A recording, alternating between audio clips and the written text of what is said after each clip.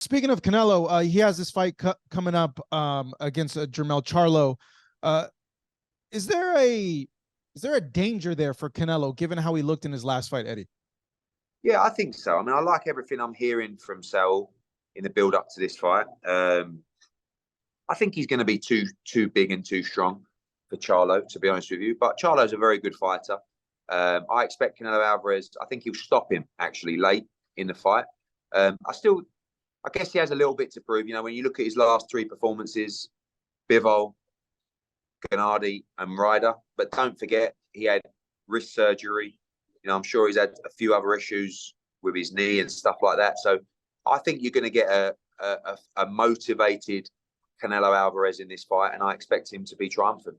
A lot of people are giving Jermell a great shot at upsetting Yeah, I think Canelo. so. I mean, again, if Canelo is not where he was 4 or 5 fights ago, I think Charlo is a live dog in the fight for sure. But I just feel like Canelo will be motivated for this fight, and I expect and I hope he can be victorious. Yeah, a lot of people have suggested, even John Ryder, that Canelo is slipping, that he's on the decline. You know, being close to Canelo, what do you make of all that talk? Have you seen a decline? There's always, that's always a possibility. But I think when you come through injuries and stuff like that, you've got to expect. You know, the last fight against Ryder was off the back of wrist surgery. So, you know, I don't think it was a bad performance, but you know, I think we will learn everything we need to know on September 30. But like I said, I expect him to win. And then we have Terence Crawford entering the picture, wanting a fight with Canelo. Is that crazy of him to even entertain something like that? You know, I think in the situation and the age of Terence Crawford, he's got to continue to chase greatness, and he's got to look for the biggest fights out there. Obviously, that's a big fight for him financially. As good as Terence Crawford is, I think the only way he gets beaten is by moving too far out of his weight class, and I think that is the fight that gets him beat. But he's a brilliant fighter, you know, and he's I don't, you know, having dealt with Canelo, I don't see him ever fighting a pound under 168 ever again. And I don't see Terence Crawford fight. I mean, I know he says he'll fight at 168, but I don't think that's, you know, Canelo's going to be 180 in the ring plus. I'm not sure that's a great idea. You know, he says skills win fights. Does Terence? Yeah, true. You know, true. But you know, you see a lot of great fighters who get beat by moving up the weight class. I think Vasily Lomachenko really is a super featherweight. You know, started his career at 126 pounds. You know, even the guys like Rigondeaux and people like that, they have to move up. And I think Inoue will be the same. You know, I think you'll see Inoue get beat at feather or super feather, just because of the weight discrepancy. And you know, you wouldn't really want to see Terence get beaten because he was just too light. You know, but look, I think it's great that people want to chase those big fights, and good luck to him. Yeah, that's a huge fight, Eddie. You got to admit that, right?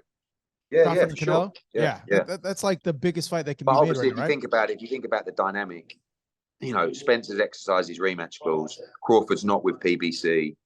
I don't see it happening right now. Oh. I think next would be the other Charlo. And then David, we hope, right? Maybe. No. So you have insight on that. What does Eddie not think? Not that's really. Like a huge fight? I don't. No? You know, I just, you know, I think that Canelo will be offered, I guess, a string of opponents, and he will choose who it is. But I just think, from a narrative point of view, to fight the brother after you beat the other one would make sense, and I think that's a fight that Canelo and Eddie Reynoso would be comfortable with. Yeah, but then he has 3 fights, and you would think that the natural thing would be they're kind of building up. You know, David has to beat Andrade first, which is a maybe big challenge. Maybe Errol Spence after the performance he had against Crawford. Yeah, but I mean, they talk about the weight. I don't know. You know, could be anybody. Don't be surprised. Don't be surprised, really. Oh man, I'm bummed out. I want to see that fight. I don't know. So do I. Yeah, no, I think it's a big fight, but we'll see. So is the writing on the wall then, Eddie? You know, obviously Canelo is in his early 30s, 32, 33. These 3 fights with PBC, I would think, you know, you'd want him to end his career with you guys. If you could map out his last few fights with Matchroom, what would they look like? Who would they be against? I don't know. I mean, you could be talking about um, a Edgar Berlanga fight. You could be talking about a Munguia fight on the zone. You could be talking about, I don't know, a Chris Eubank, Conor Benn, like something in the UK. I don't know. I think that sooner or later his career will come to an end. Maybe that's after these three fights. I really don't know. Maybe he gets beat on September 30th. You never know in boxing. But from our point of view, we did 6 fights with him. I think we did a great job. He was a pleasure to work with, and hopefully one day we can work with him again. Your thoughts on this? Dana White yesterday saying that he's going to go head to head with the Mexican boxing dates, regardless if Canelo fights or if anyone else puts on a show. Is that good or bad for boxing, or does it put an impetus on boxing to step its game up or risk I think to the UFC? You would need a major fight to make Dana question that decision. Obviously UFC are extremely powerful. And when they announced their show, he actually told me, I asked him a few months back, because I was planning a Canelo Alvarez fight, maybe against Dimitri Bivol. And I said to Dana, I've heard that you're going. He said, yeah, we are, with these Mexican champions. And I just thought, shit, so it's going to take a big boxing event to kick Dana off that date. And Dana's Dana. Even then, I don't think he'd be kicked off that date. So obviously he's put his flag in the sand and said, that's what we're doing from now. So, maybe that puts an end to the Mexican fight night of September 16th. It's made Canelo Alvarez move to September 30th, but we'll see what happens next year. Next year's another year. Is that bad news for boxing? Not really. I don't think. I mean, does it matter if it's September 16th or the 30th? As long as we get good fights. Mm-hmm. Well, it's kind of like a symbolic thing, though. Mexican Independence Day, like it's usually a boxing thing since the 90s, since when Chavez started it. But life changes. Things change. I'd rather get the right fight 2 weeks later than just a fight on that date. So, like I said, I think it's going to take a big fight to rival that Mexican UFC night. But, game on. Regis Prograis against Devin Haney fight. Is it official? Is it not official? What's going on? It's not official yet, no. Regis Prograis signed his contract. And I believe we will get this fight over the line this week.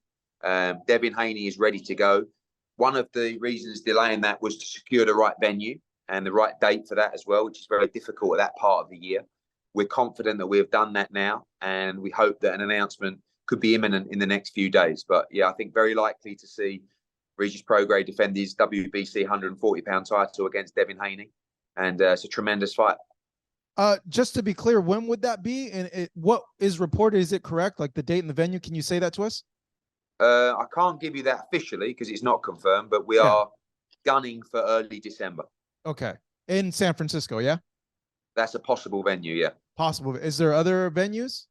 Yeah, I mean, we've got Vegas, obviously. We've looked at venues in Atlanta and Washington and maybe New York, but I think it would be fun to take that fight to the Bay Area. I think it's been an area that's been starved of big-time championship boxing, but we will see once the decision is made. Okay. Though leaning towards the Bay Area then, right? Because that's where Devin... I think it's a front runner. Yeah. Okay. Now, given that this deal that Devin signed with you guys, is it for one fight? Is it for multiple fights? What's the details of it? Not signed yet. Okay. But we'll see how that. Certainly, obviously, for the one fight, probably with some matching beyond it. But it's not really. This wasn't necessarily a move to, lure Devin back. This was, we want to make this fight. So, our principal priority is Regis Prograis. He signed a multi-fight deal with us. We promised him we'd deliver him the big fights. He had one defense, and now we're delivering him one of the biggest fights in boxing. So, yeah, great to be working with Devin again if that gets over the line. But the future, we shall see beyond December.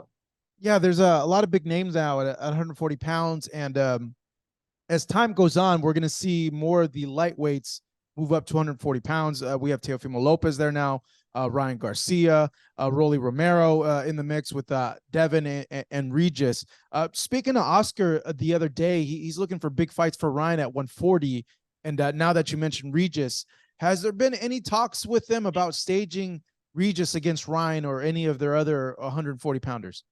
No, I mean, I did sort of post on social saying that Regis would be ready to fight Ryan now. You know, it's not a shot at Ryan. I think he's a tremendous fighter, but that's the wrong fight for Ryan Garcia coming off the Tank defeat. I think he needs one first. But listen, obviously Devin and Regis, if we get that fight over the line with the same network, with the zone, the winner versus Ryan Garcia blockbuster fight on the zone. So if Golden Boy and Oscar wanted to make Ryan Garcia against the winner of Haney Prograis, absolutely fantastic. Yeah, how is that? I know he takes shots at you, Oscar does from time to time. How, like, when you guys are talking about fights, like, does that ever come up? Do you ever tell him, like, yo, mate, why are you taking a piss at me? I've never negotiated a fight with Oscar. Like, Yeah. I don't know if I mean, obviously he knows what's happening in the company, but I've never known him to be actively involved in those negotiations. Obviously, Eric Gomez, who's a great guy, takes the lead on that, and that's either with myself or Frank Smith, our chief executive.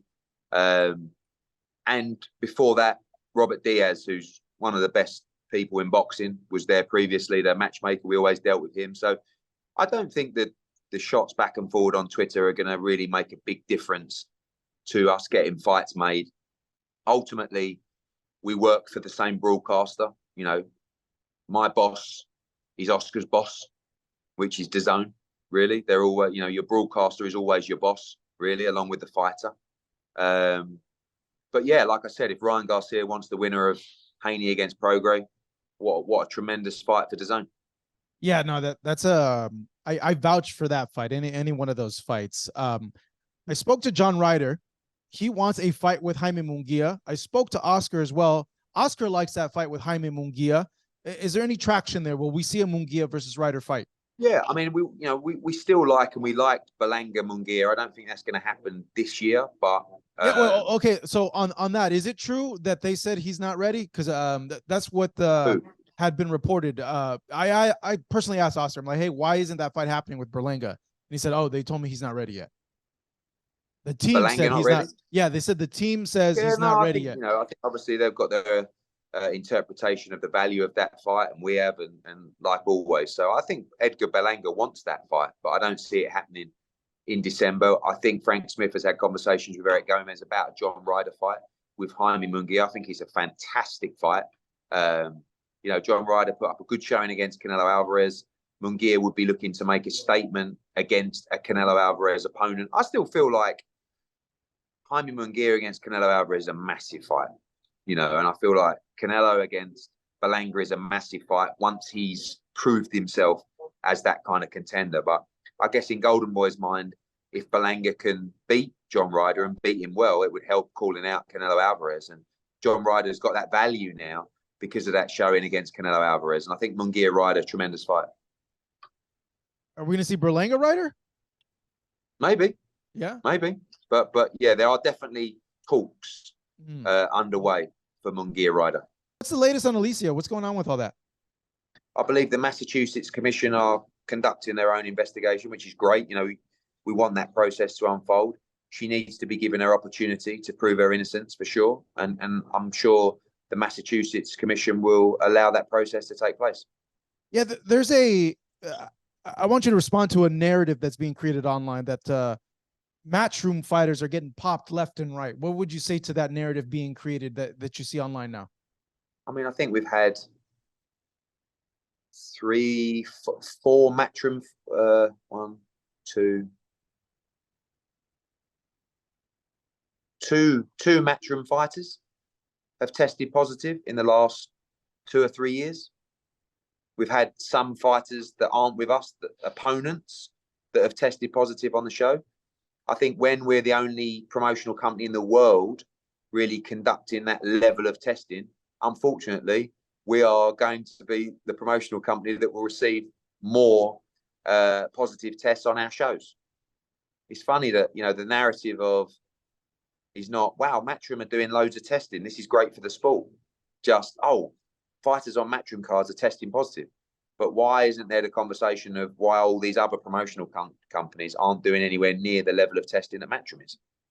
So it's whatever narrative you want to spin, I guess. But, you know, you are going to get more positives when you do more testing. And we will continue to elevate our testing levels. And there will be new policies in place shortly with regards to that testing strategy for Matchroom.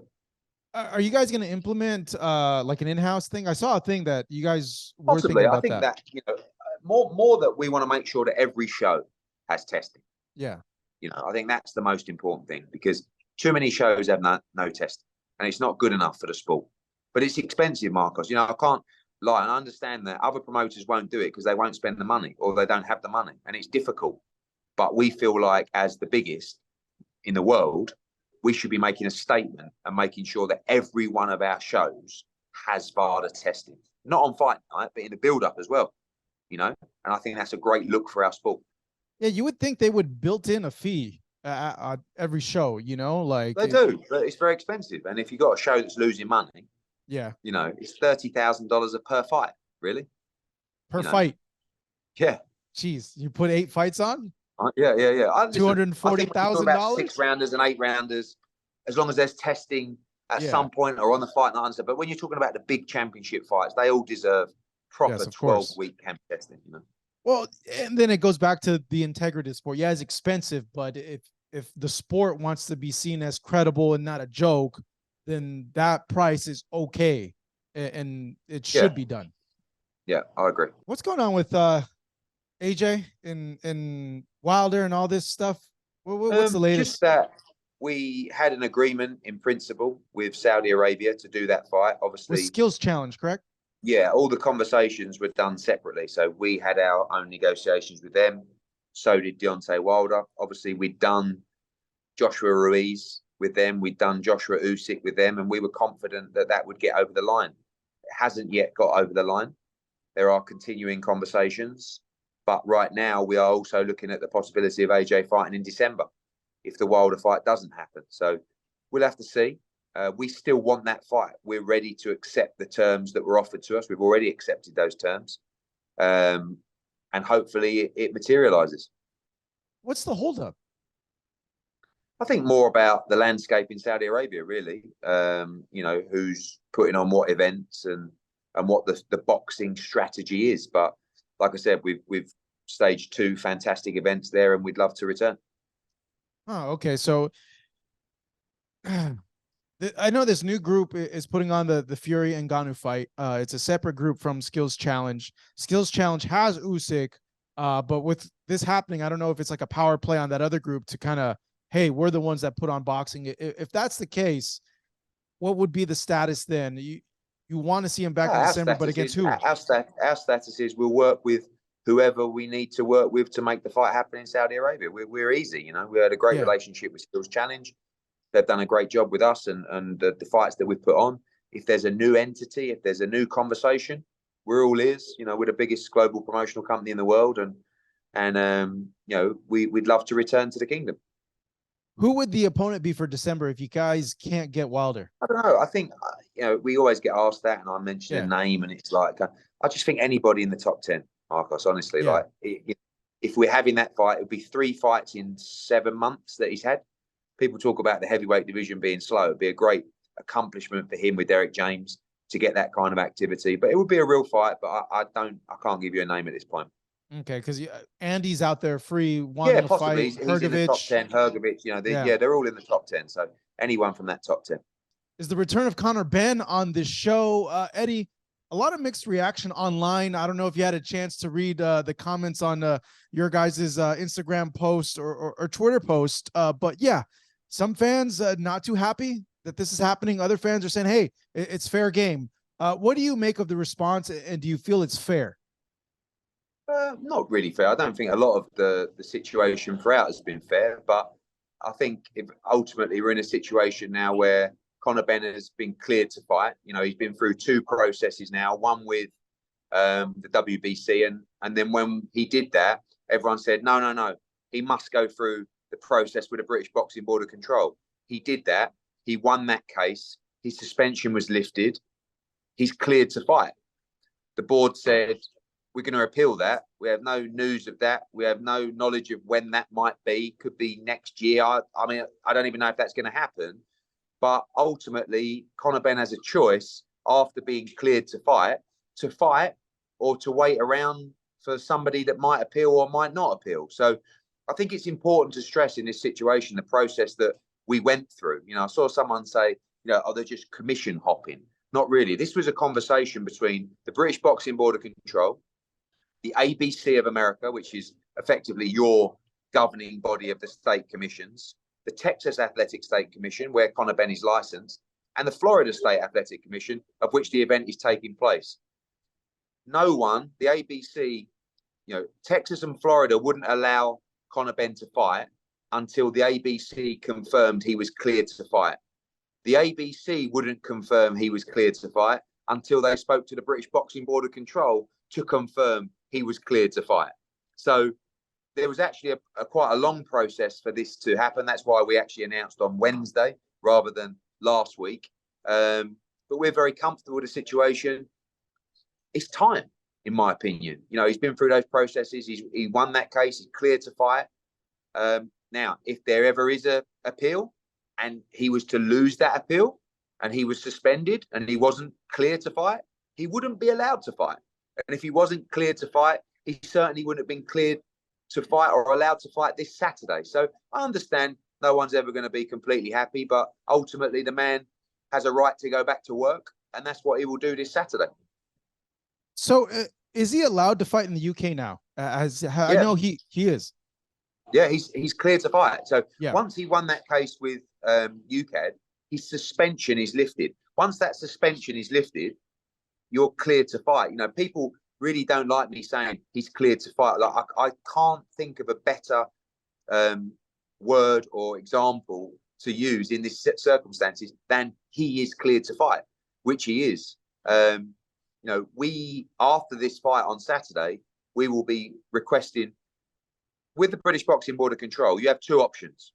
You can ask for permission to box as a license holder with another jurisdiction. Tyson Fury is the best example of that.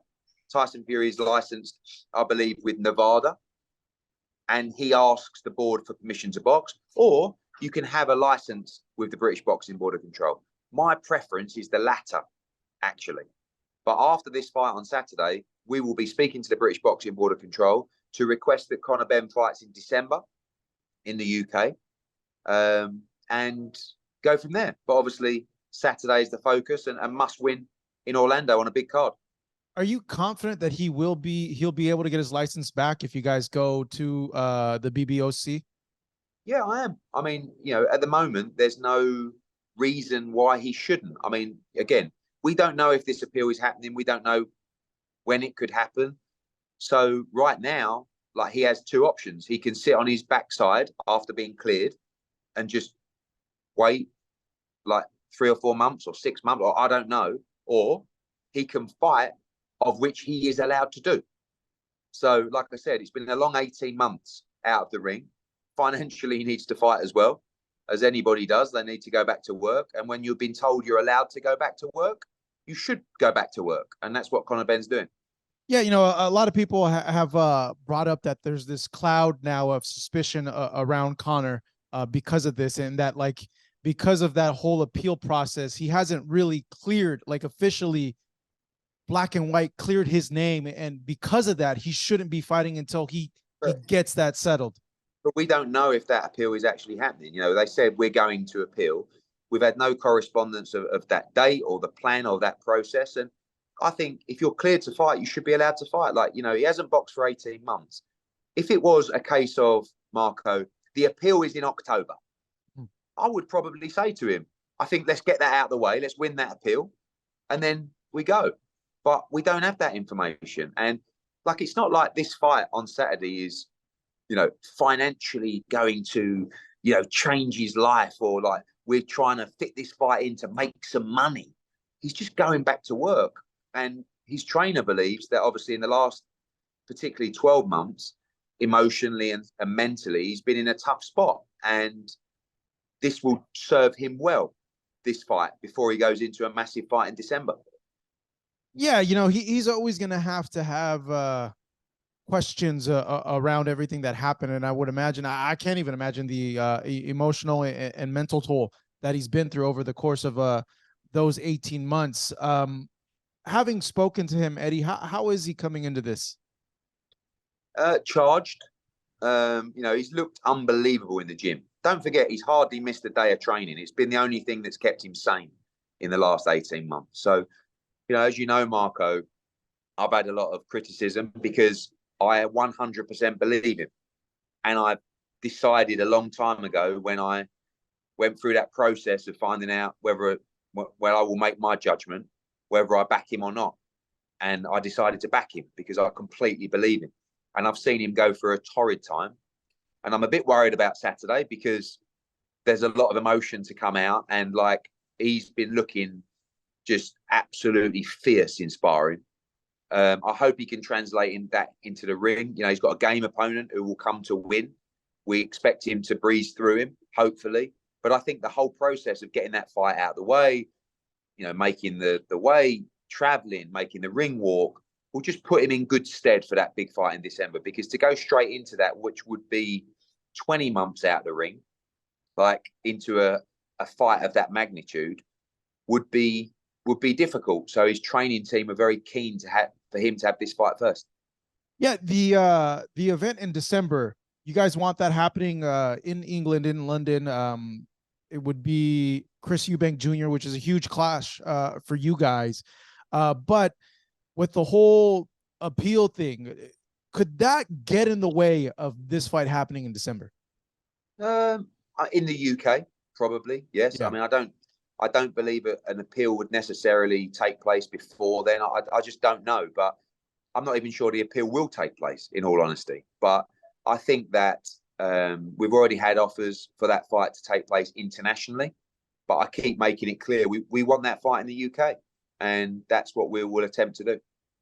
So with him being licensed in the United States, in Texas and in Florida, obviously there's questions. Is there testing? Has there been testing of Conor given? Can you let us know about all that? Yeah, there's been multiple testing of Conor over the last, going back beyond 12 weeks. So multiple tests during that period. And one of the reasons this announcement took a little bit longer is when we spoke to Florida last week, they wanted to know that testing's taken place, but they also said, we want him to be tested today. And we want an additional test by BARDA, which I believe took place last Wednesday or Thursday. And we got the results back at the beginning of this week. It had to be expedited with their labs because they wanted additional confirmation that although he's had multiple tests over the last 12 weeks with VADA, that he would have that test and he will be continued to be tested this week and fight night. So yes, in answer to your question, he has had multiple tests over the last 12 to 14 weeks, including one that was insisted upon by the Florida State Athletic Commission last week. So given that, are we going to see more of him in the United States, given that he is licensed here and not licensed yet in the UK? Yeah, I think the plan is to fight in the UK, but there are a lot of big fights for him in the US as well. And, pending that process and that decision, don't rule out further fights in the UK, in the US for sure. And just to close out this topic, though, I have a few other topics I want to touch on. Those who say you're besmirching the integrity of the sport by putting him on this Saturday. Frank Warren has said his piece, amongst other fighters and journalists. What would you respond and say to them? I think Frank Warren would certainly be making this fight a lot quicker than I did. I mean, other promoters are actually trying to make, or have tried to make, illicit approaches to Conor Benn to make the Eubank Benn fight, namely promoters who work for Sky Sports. And at one stage they're saying he shouldn't be allowed to fight. On the other hand, they're trying to make contact with him to make fights for him. So look, the boxing world's full of hypocrisy, and I take all criticism. I believe that if a man has been through a process and has won that process and he's cleared to fight, he should be allowed to fight. If he's not cleared to fight, he shouldn't be allowed to fight. But it's been a long time now he's been out of the ring. I believe he's been through now 2 processes, of which he's been allowed to continue to fight. What are you going to do? You're just going to sit there and wait for an appeal that might or might not happen when you've already won that case? Or are you going to go back to work? It's a bit like you know, difficult to explain, but, you know, something happens to you, Marco, and you're told you can't work anymore, right? You can't, you know, carry out your profession. And you're being asked and told you have to go through this hearing. You go through this hearing, you win the case, and they say, congratulations, you are now free to return to work. And then the other person says, oh, we're going to appeal that. We might appeal that. And you just have to sit on your backside, waiting, having already been cleared and told that you're free to resume your job and earn your money. You know, it's different. Like, I know people want to say about, you know, and I think the integrity of the sport is always important. But when you go through, if we hadn't have gone through a hearing and we would have just boxed anyway, I get it. But he went through the process that everybody asked him to go through, and he won, and his suspension was lifted. So, you know, if there's an appeal, he will go through that appeal, and he will do it again, and he will win that appeal, and he will come out the other side. So I get there's always going to be criticism. We had to make a decision, which was this man is free to go back to work, and that's what he'll do. Yeah, I think all this goes away with that appeal. If he wins that appeal, and there might not even be one. Who knows? Yeah. But and I think that's where all this is coming from. Is that it's like, well, why would they appeal it if they didn't have reason to think that that decision was in the wrong? Yeah, but again, until we get official notification, an official date, or if that's even going to happen, we feel he's free to fight and free to go back to work, and that's what he will do. If there is an appeal, and as I said to you before, if that appeal was locked in and there was a date for that appeal, I think the decision might have been different. To be honest with you, I think maybe we would have waited. And if he was ever to lose an appeal and he was to be suspended, he wouldn't be fighting and he wouldn't be cleared to box, but he is. Saturday night, tremendous fight card on the zone. Richardson Hitchens, who I believe is a future star at 140-pound division, massive step up against Jose Zepeda. Brilliant female fight. Sandy Ryan against Jessica McCaskill for 4 belts and the Linear Championship, the Ring Magazine Championship in the welterweight division. Ammo Williams against Steve Rolls. Great fight as well for Ammo Williams, looking to push himself in a mandatory position for the world title. And, of course, the return of Conor Benn on Saturday. Massive card in Orlando, live and exclusive on the zone. We'll see you then. All right. Eddie Hearn, thank Cheers, you. mate.